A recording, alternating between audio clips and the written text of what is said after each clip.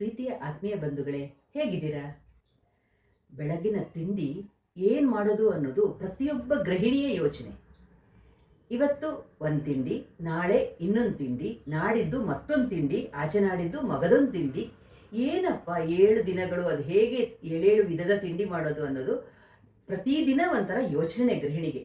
ಯಾಕಂದರೆ ಮಾಡಿರೋ ತಿಂಡಿನೇ ಮತ್ತೆ ಮತ್ತೆ ಮಾಡಿದ್ರೆ ಯಾರೂ ತಿನ್ನಲ್ಲ.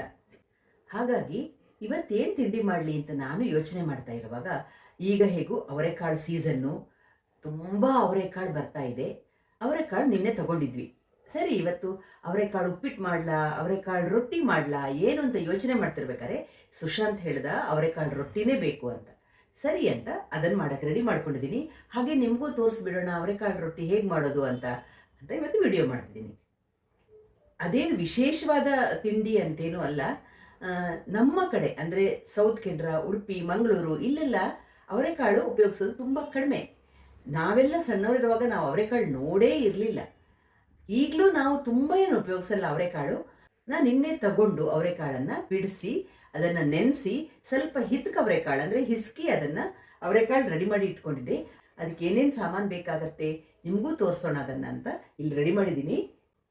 ಮೊದಲು ಅವರೆಕಾಳನ್ನು ಹಿತ್ಕ ಅವರೆಕಾಳು ಮಾಡಿಕೊಂಡು ಅಂದರೆ ಹಿಸ್ಕಿ ಸಿಪ್ಪೆ ತೆಗೆದು ಅದನ್ನು ಒಂದು ಸ್ವಲ್ಪ 2-3 ನಿಮಿಷ ನೀರಲ್ಲಿ ಬೇಯಿಸಿ ಇಟ್ಕೊಂಡಿದ್ದೀನಿ.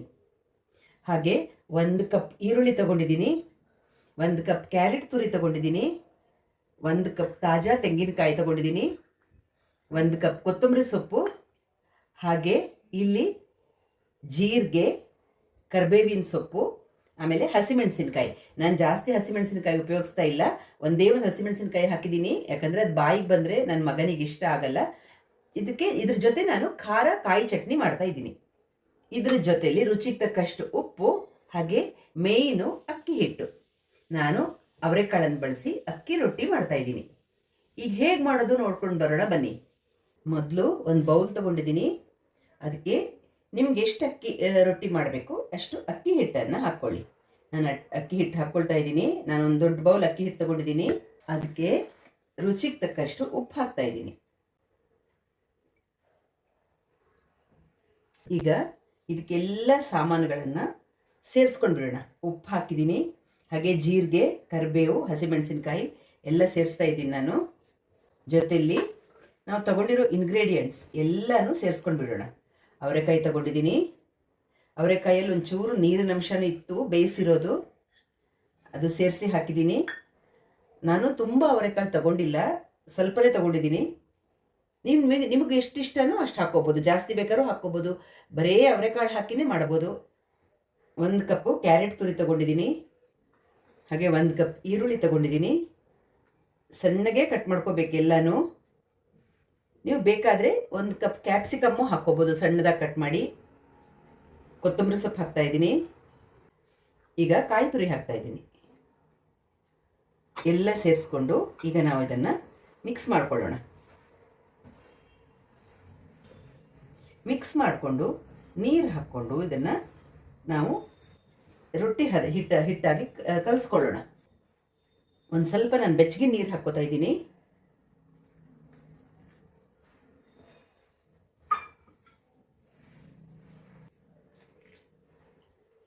ಈ ಚಳಿಗಾಲದಲ್ಲಿ ಅವರೆಕಾಯಿಯ ಸೇವನೆ ಆರೋಗ್ಯಕ್ಕೆ ತುಂಬ ಒಳ್ಳೆಯದು. ಅವರೆಕಾಯಲ್ಲಿ ತುಂಬ ಆರೋಗ್ಯಕರ ಅಂಶಗಳಿರುತ್ತೆ. ಅದರಲ್ಲಿ ವಿಟಮಿನ್ಸ್ ಇದೆ, ಆಮೇಲೆ ಪ್ರೋಟೀನ್ಸ್ ಇದೆ, ನಿಮಗೆ ನಾರಿನಂಶ ಇದೆ. ತುಂಬ ಆರೋಗ್ಯಕ್ಕೆ ಸಹಾಯ ಮಾಡುತ್ತೆ. ನಿಮಗೆ ವಿಟಮಿನ್ ಬಿ ಇರೋದ್ರಿಂದ ಮೆದುಳಿನ ಬೆಳವಣಿಗೆ ಹಾಗೂ ನರಗಳ ಒಂದು ಸಮತೋಲನವನ್ನು ಕಾಪಾಡುತ್ತೆ. ಆಮೇಲೆ ಅದರಲ್ಲಿ ಪೊಟ್ಯಾಷಿಯಂ ಅಂಶ ಜಾಸ್ತಿ ಇದೆ ಅವರೆಕಾಳಲ್ಲಿ. ಅದು ನಿಮಗೆ ಅಧಿಕ ರಕ್ತದೊತ್ತಡ ಅಂದರೆ ಬ್ಲಡ್ ಪ್ರೆಷರ್ ಇರೋರಿಗೆ ತುಂಬ ಸಹಾಯ ಮಾಡುತ್ತೆ. ಹಾಗೆಯೇ ಅದರಲ್ಲಿ ಮೆಗ್ನೀಷಿಯಮ್ ಇದೆ. ಮೆಗ್ನೀಷಿಯಮ್ ನಿಮಗೆ ನಿದ್ರೆಗೆ ತುಂಬ ಒಳ್ಳೆಯದು. ನಿದ್ರೆ ಬಾರದೇ ಇರೋರಿಗೆ ಅದರ ಸೇವನೆಯಿಂದ ನಿದ್ರೆ ಚೆನ್ನಾಗಿ ಬರುತ್ತೆ. ಹಾಗೆ ನಾರಿನಂಶ ಇರೋದ್ರಿಂದ ತುಂಬ ಜೀರ್ಣಕಾರಿ. ನಿಮಗೆ ಹೊಟ್ಟೆಯ ಸಮಸ್ಯೆಗಳೆಲ್ಲ ಇರೋರಿಗೆ ತುಂಬ ಒಳ್ಳೆಯದು ಅವರೆಕಾಳು ಅಂತ ಹೇಳ್ತಾರೆ. ಆದರೆ ಒಂದು ಲಿಮಿಟ್ಗಿಂತ ಜಾಸ್ತಿ ತಿಂದರೆ ಸ್ವಲ್ಪ ಗ್ಯಾಸು ಆಗತ್ತೆ ಅನ್ನೋದು ಒಂದು ಭಾವನೆ ಇದೆ. ಅದು ಎಲ್ಲರಿಗಾಗತ್ತೆ ಅಂತಲ್ಲ, ಕೆಲವ್ರ ದೇಹಕ್ಕೆ ಆಗದೇ ಇರ್ಬೋದು. ಹಾಗಾಗಿ ಅವರವ್ರ ದೇಹಕ್ಕೆ ಪ್ರಕೃತಿಯನ್ನು ಹೇಗೆ ನೋಡಿಕೊಂಡು ನಾವು ಅದರ ಸೇವನೆ ಮಾಡಬೇಕು. ಹೀಗೆ ನಾನು ಕಲಿಸ್ತಾ ಇದ್ದೀನಿ ಹಿಟ್ಟು. ನೋಡಿ ನಾನು ಈ ಹದಕ್ಕೆ ಕಲಿಸ್ಕೊಂಡಿದ್ದೀನಿ. ನಾನು ಚೂರು ನೀರು ಹಾಕಿ, ತುಂಬ ಗಟ್ಟಿ ಕಲಿಸ್ಕೊಂಡ್ರೆ ನಿಮಗೆ ಅದನ್ನು ತಟ್ಟಕ್ಕೆ ಬರಲ್ಲ.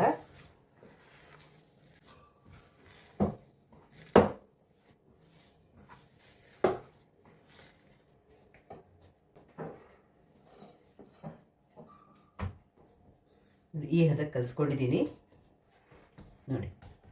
ಇನ್ನು ನೀವು ಅದನ್ನು ಡೈರೆಕ್ಟಾಗಿ ತವದ ಮೇಲೂ ತಟ್ಬೋದು. ನಾನು ಹೋಳಿಗೆ ಪೇಪರು ಬರುತ್ತಲ್ಲ, ಪಾರ್ಚ್ಮೆಂಟ್ ಪೇಪರು, ಹೋಳಿಗೆ ಪೇಪರು, ಅದರಲ್ಲಿ ತಟ್ಟಿ ನಿಮಗೆ ತವದ ಮೇಲೆ ಹಾಕಿ ಮಾಡಿ ತೋರಿಸ್ತೀನಿ. ನಾನು ಪಾರ್ಚ್ಮೆಂಟ್ ಪೇಪರ್ ತೊಗೊಂಡಿದ್ದೀನಿ. ಅದಕ್ಕೆ ಒಂದು ಸ್ವಲ್ಪ ಎಣ್ಣೆ ಹಚ್ಕೊಳ್ತಾ ಇದ್ದೀನಿ. ಹೋಳಿಗೆ ಪೇಪರ್ಲು ಮಾಡ್ಬೋದು. ನಾನು ಹೋಳಿಗೆ ಪೇಪರ್ ಇಟ್ಕೊಂಡಿದ್ದೀನಿ. ಹಚ್ಕೊಂಡು ನಿಮಗೆ ಎಷ್ಟು ದೊಡ್ಡ ಬೇಕು ಅಕ್ಕಿ ರೊಟ್ಟಿ, ನೀವು ಲಟ್ಸಿನೂ ಮಾಡ್ಬೋದು. ಇನ್ನೊಂದು ಪಾರ್ಚ್ಮೆಂಟ್ ಪೇಪರು ಮುಚ್ಕೊಂಡು ಲಟ್ಸಿನೂ ಮಾಡ್ಬೋದು. ಇಲ್ಲ ಅಂದರೆ ಈ ಥರ ಕೈಯಲ್ಲಿ ನೀರು ಮುಟ್ಸ್ಕೊಂಡು, ಈ ಥರ ನೀರು ಮುಟ್ಸ್ಕೊಂಡು ತೆಳ್ಳಗೆ ತಟ್ಟಬೇಕು.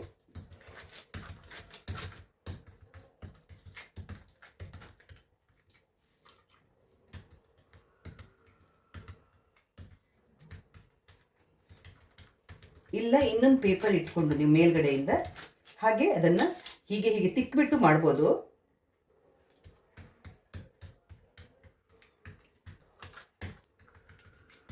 ಒದ್ದೆ ಕೈ ಮಾಡ್ಕೊಂಡು ಮಾಡಿದಾಗ ನಿಮಗೆ ಚೆನ್ನಾಗಿ ಬರುತ್ತೆ.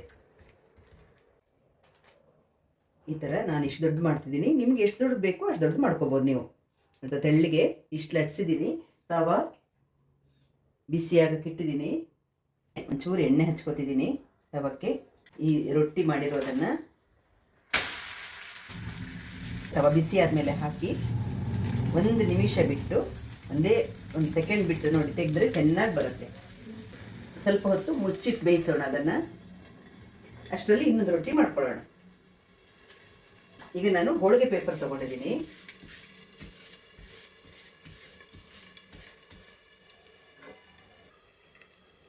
ಈಗ ಈ ಹೋಳಿಗೆ ಪೇಪರ್ ಮೇಲೆ ಮಾಡೋಣ. ನಿಮಗಿದು ಅಂಗಡಿಗಳಲ್ಲಿ ಸಿಗುತ್ತೆ ಹೋಳಿಗೆ ಪೇಪರು. ಎಷ್ಟು ಸಲ ಮಾಡಿದ್ರೂ ಚೆನ್ನಾಗೇ ಇರುತ್ತೆ. ಅದಕ್ಕೆ ನೀವು ಈ ಥರ ಮಾಡಿದ್ರೂ ಮಾಡ್ಬೋದು. ಈ ಥರ ಇಟ್ಕೊಂಡು ಲಟ್ಸಿನೂ ಮಾಡ್ಬೋದು, ಚಪಾತಿ ಥರ ಲಟ್ಸಿನೂ ಮಾಡ್ಬೋದು. ಇಲ್ಲ ಈ ಥರ ಮಾಡಿನೂ ದೊಡ್ಡದಾಗ್ತಾ ಹೋಗುತ್ತೆ, ಮಾಡ್ಕೊಂಡು ಹೋಗ್ಬೋದು. ನಿಮ್ಗೆ ಯಾವ್ದು ಕನ್ವೀನಿಯೆಂಟು ಆ ಥರ ಮಾಡ್ಬೋದು ನೀವು.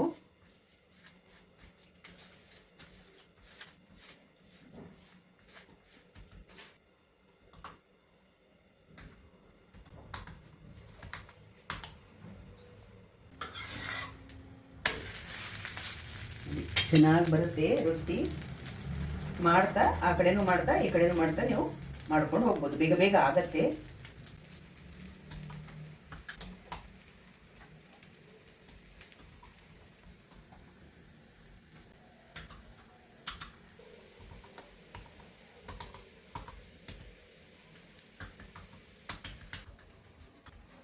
ಮಧ್ಯೆ ಒಂದು ಚಿಕ್ಕದಾಗಿ ತೂತು ಮಾಡ್ಕೊಳ್ಳಿ.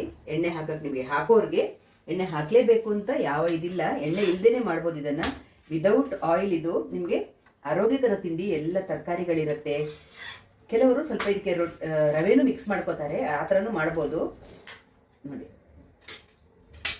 ಈಗ ಇದನ್ನು ಹಾಕೋಣ. ನೋಡಿ ಇಷ್ಟು ದೊಡ್ಡದಾಗಿ ಬಂದಿದೆ.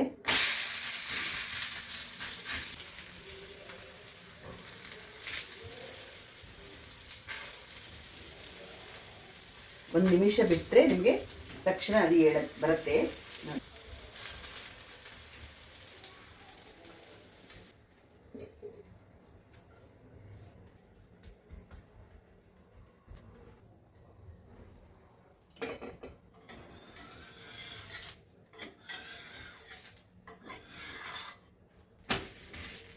ಎಷ್ಟು ಚೆನ್ನಾಗಿ ಬರುತ್ತೆ ಅಂದರೆ ಎಣ್ಣೆ ಹಾಕೋ ಅಗತ್ಯನೇ ಇಲ್ಲ.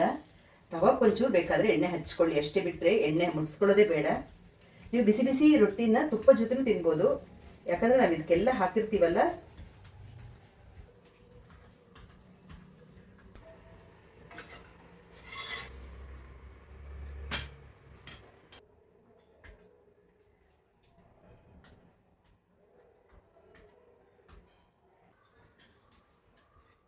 ತವಕ್ಕೆ ಒಂಚೂರು ಎಣ್ಣೆ ಹಚ್ಕೊಳ್ತಿದ್ದೀನಿ. ಇನ್ನೊಂದು ರೊಟ್ಟಿ ರೆಡಿಯಾಗಿದೆ, ಅದನ್ನು ಹಾಕ್ತೀನಿ. ರೊಟ್ಟಿ ತಟ್ಟಿಬಿಟ್ಟು ತವದ ಮೇಲೆ ಹಾಕಿದ್ರೆ ಆಗೋಗುತ್ತೆ. ನಿಮಗೆ ಚಟ್ನಿನೇ ಚೆನ್ನಾಗಾಗೋದು, ಯಾಕಂದರೆ ಇದಕ್ಕೆಲ್ಲ ನಾವು ಮಸಾಲೆ ಹಾಕಿರ್ತೀವಲ್ವ. ಬೇಕಾದರೆ ನೀವು ಈ ಥರ ಎಣ್ಣೆ ಹಾಕ್ಕೋಬೋದು, ಬಟ್ ಎಣ್ಣೆ ಹಾಕೋ ಅಗತ್ಯ ಇಲ್ಲ. ಹಾಗೆ ಮುಚ್ಚಿಟ್ಟು ಬೇಯಿಸಿದ್ರೆ ಆಯಿತು.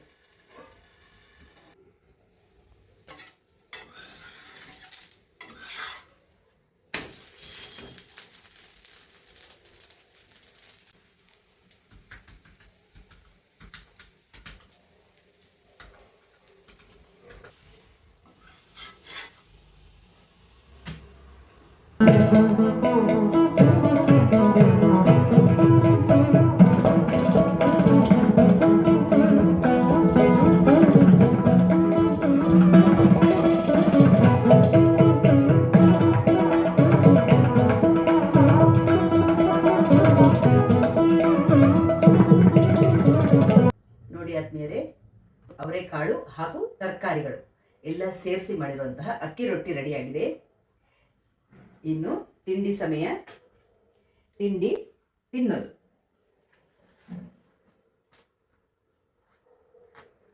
ನಾನು ಅಕ್ಕಿ ರೊಟ್ಟಿಗೆ ಇವತ್ತು ಕಾಯಿ ಚಟ್ನಿ ಮಾಡಿದ್ದೀನಿ. ಇದರಲ್ಲೇ ಎಲ್ಲ ಮಸಾಲೆ ಇರೋ ಕಾರಣ ಇದಕ್ಕೆ ಸಾಗು ಈ ಥರ ಏನು ನೆಸೆಸಿಟಿ ಇರಲ್ಲ, ಬೇಕಾಗಲ್ಲ ನಿಮಗೆ. ಇದು ಉಬ್ಬು ರೊಟ್ಟಿ ಮಾಡಿದಾಗ ಅದಕ್ಕೆ ಸಾಗು, ಎಣ್ಣೆಗಾಯಿ ಅಥವಾ ಯಾವುದೇ ಕರಿಗಳು ಎಲ್ಲ ಚೆನ್ನಾಗಿ ಸೂಟ್ ಆಗುತ್ತೆ. ಇದಕ್ಕೆ ಕಾಯಿ ಚಟ್ನಿನೇ ಚೆನ್ನಾಗಾಗೋದು. ನಾನು ರೆಡಿ ಮಾಡಿದ್ದೀನಿ. ಈಗ ತಿಂಡಿ ಸಮಯ ಆಗಿದೆ. ಸುಶಾಂತ್ಗೂ ಕೊಟ್ಟು ನಾವು ತಿಂಡಿ ತಿಂತೀವಿ. ನೋಡಿ ಆದ್ಮೇಲೆ ನಮ್ಮ ತಿಂಡಿ ಸಮಯ. ಸುಶಾಂತ್ ಏನು ತಿಂಡಿ ತಿಂತಿದ್ದಾನೆ? ನಿಧಾನ ಕೇಳು. ಅಕ್ಕಿ ರೊಟ್ಟಿ ತಿಂತ ಇದ್ದಾನೆ. ಹೇಗಾಗಿದೆ? ಚೆನ್ನಾಗಿದೆಯಾ? ಏನು ಹಾಕೊಂಡು ತಿಂತಿದ್ದಾನೆ? ಏನು ಹಾಕೊಂಡು ತಿಂತಿದ್ದಾನೆ? ಚಟ್ನಿ ಹಾಕೊಂಡು ತಿಂತಿದ್ದಾನ. ತುಂಬ ಮೆತ್ತಗಾಗಿರುವಂತಹ ನೋಡಿ ಅಕ್ಕಿ ರೊಟ್ಟಿ ರೆಡಿಯಾಗಿದೆ. ತುಂಬ ಸುಲಭ, ಆರೋಗ್ಯಕ್ಕೂ ಒಳ್ಳೆಯದು. ನಿಮಗೆ ಇದರಲ್ಲಿ ತುಂಬ ತರಕಾರಿಗಳ ದೇಹಕ್ಕೆ ಹೋಗುತ್ತೆ, ಹಾಗೆ ಎಣ್ಣೆನೂ ಇಲ್ಲದೇನೆ ನಾವು ಮಾಡ್ತೀವಿ. ನಿಮ್ಗೆ ಅದರಿಂದ ದೇಹಕ್ಕೆ ಎಕ್ಸ್ಟ್ರಾ ಎಣ್ಣೆ ಹೋಗಲ್ಲ, ಎಲ್ಲ ತರಕಾರಿಗಳು ಸೇರುತ್ತೆ ದೇಹಕ್ಕೆ, ಆರೋಗ್ಯನ ಅದು ಸುಧಾರಿಸುತ್ತೆ. ಹಾಗೆ ನೀವು ಮಾಡ್ಕೊಳ್ಳಿ ಅಂತ ಹೇಳ್ತಾ ಸಿಗೋಣ ಮುಂದಿನ ವಿಡಿಯೋದಲ್ಲಿ. ಅಲ್ಲಿ ತನಕ ರಾಯರು ನಮ್ಮನ್ನ ನಿಮ್ಮೆಲ್ಲರನ್ನ ಚೆನ್ನಾಗಿಟ್ಟಿರಲಿ ಅಂತ ಪ್ರಾರ್ಥಿಸ್ತಾ ಸಿಗೋಣ. ಧನ್ಯವಾದಗಳು. ನಮಸ್ಕಾರ.